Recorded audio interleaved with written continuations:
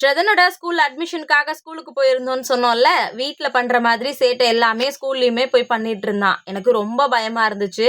ஏன்னா, இங்க வீட்ல என்ன சேட்டை பண்ணுவானோ, அத விட ட்ரிபிள் மடங்கு பண்ண ஆரம்பிச்சுட்டான். உங்களுக்கு பார்க்கும்போதே தெரியும். இந்த வராண்டால அவன் சுத்தி சுத்தி ஓடிக்கிட்டே இருந்தான். எல்லா மிஸ்ஸும் கிளாஸ்ல இருந்து வெளியில வந்து அவன தான் பார்த்துட்டு இருந்தாங்க. கண்டிப்பா எனக்கு ஒரு விஷயம் மட்டும் தெரிஞ்சுச்சு. இவன் இதே மாதிரி ரொம்ப சேட்டை பண்ணிட்டே இருந்தான் அப்படின்னா, ஸ்கூல்ல மிஸ் கிட்ட நல்லா அடி வாங்குவான் அப்படின்னு சொல்லிட்டு, எனக்கு கொஞ்சம் கஷ்டமாவும் தான் வந்து இருந்துச்சு. தங்கம் வெளியில வந்து அவ்வளோ சேட்டை பண்ணாதீங்கன்னு சொன்னா, அத தாண்டி அவன் இன்னும் ஜாஸ்தியா தான் வந்து பண்றான். ஒரு வழியா அட்மிஷன்லாம் வாங்கிட்டு வெளியில வரும்போது, நான் பார்க்ல இது ஆக்சுவலா ஸ்கூல்ல இருக்க ஒரு பார்க். இதுல விளையாடிட்டு தான் வருவேன் அப்படின்னு சொல்லிட்டு, ஆல்மோஸ்ட் ஒரு 15 மினிட்ஸ் டூ 20 மினிட்ஸ் அங்கேயே விளையாடிட்டு இருந்தான். நான் ரொம்ப டயர்ட் ஆயிட்டேன். ஆனா அவன் கொஞ்சம் கூட டயர்டே வந்து ஆகல. என்கிட்ட நெறைய பேர் சொன்ன விஷயம் என்ன அப்டின்னா, பசங்க வீட்ல இருக்கும்போது தான் சேட்டை பண்ணுவாங்க. ஸ்கூலுக்கு போனா ஆட்டோமேட்டிக்கா ரொம்ப நார்மலா வந்து ஆயிடுவாங்க அப்டின்னு சொல்லிட்டு.